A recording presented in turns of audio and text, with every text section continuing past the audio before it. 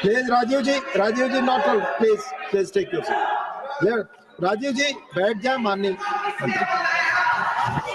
Sir.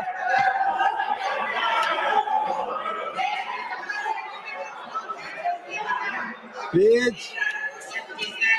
माननीय रेणुका जी अपनी seat पर बैठे हैं, आपस में बात नहीं. कोई बात आप सबकी रिकॉर्ड पे नहीं जा रही है. माननीय Renuka ji, please take your seat.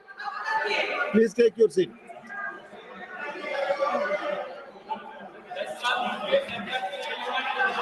Sir,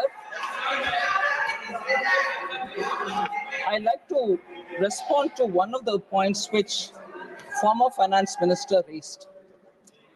And that was also raised by Honorable Member Tirchi Siva, also raised by Honorable Member Saket Gokhale, and also raised by Raghunath Reddy from Telangana.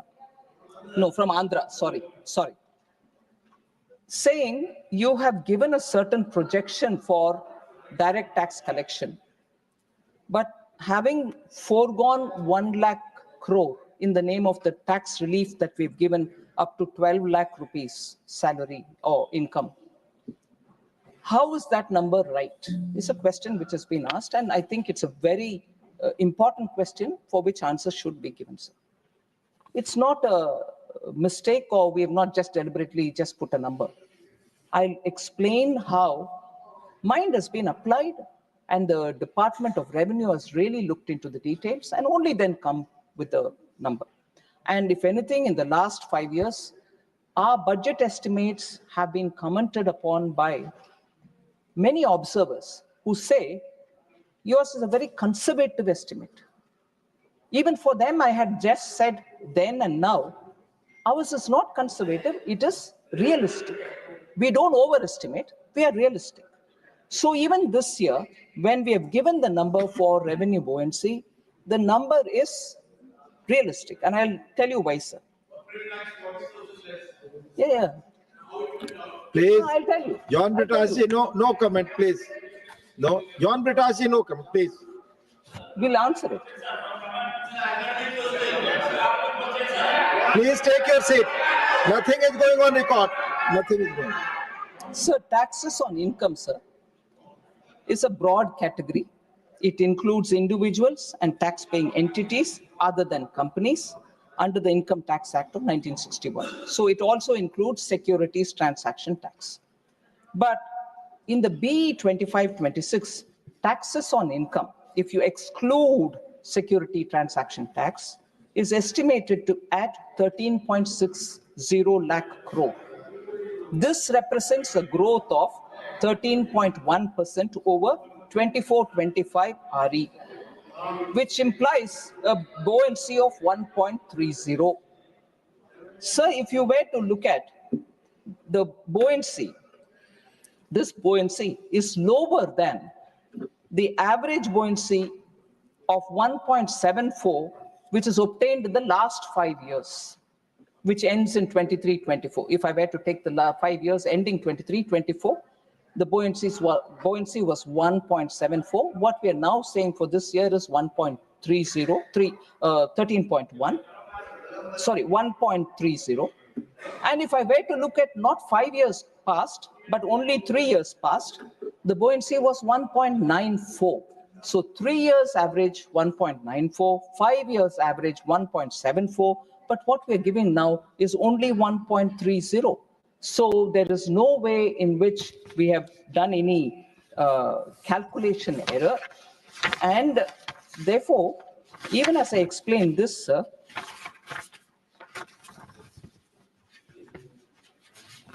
that misunderstanding, which say John Brittas would have in his mind, Honorable Member John Brittas would have in his mind, is, for instance, the effective tax rate across different categories of taxpayers for the year 22-23 is as follows, sir. Individuals was 12.2% effective tax rate. Corporation tax on companies, and when I say 22-23, it's 3 years after the 2019 reduction of corporate tax. Corporate tax on companies the effective tax rate was still 23.2, lesser than 23.2, which is lesser than the individual tax rate. So we can go on saying we've given a bonanza to the companies, look what's happening. The effective tax rate on companies is 23.2. Together with this explanation, sir, on the tax, I also want to pick up on this one comment which the former finance minister made. He said, how the net tax to center can grow by 11.1% when government has given 1 lakh crore of tax concession. The same point which was mentioned in a different way. Sir, he also said, it seems pure magic. It is pure magic, not mathematics. I'm sorry, it is pure mathematics. It is pure mathematics that we've done what we have done, and I'll say why we have done that. The net tax revenue of the center is derived after deducting tax devolution to states from the gross tax revenue. The gross tax revenue for the year 25-26, the budget estimate, is estimated to grow by 10.8%. So the tax devolution to states in the RE of 24-25, the year in which we are still on, includes an additional tax devolution from the union government to the states, which is one-time tax devolution of 12,764 crores on account of prior period adjustments which are required to be done.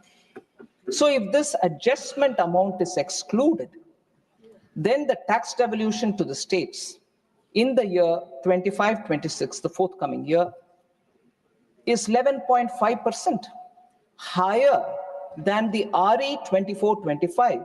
So what will be the net tax to center, sir? Meaning what will be the amount which center will be retaining for itself, sir? Is only 10.4%. So the estimation is both net to center is both realistic and also it factors the interests of our states. So I would want to inform the former finance minister that it's not magic, it's pure mathematics. I've explained about these buoyancies, sir. There was this question about tax cuts benefit not only the middle class, but also the rich. Again, former finance minister said, oh, you have not just done for middle class, it's going to benefit even the rich. And that is a point on which Honorable Member John Brittas will also be keen to know, have I favored the rich? Please, you have already raised your points.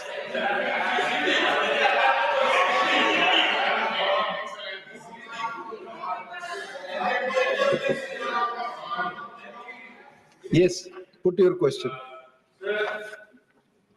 She projected an amount on corporate tax. She got 40,000 crores less. But whereas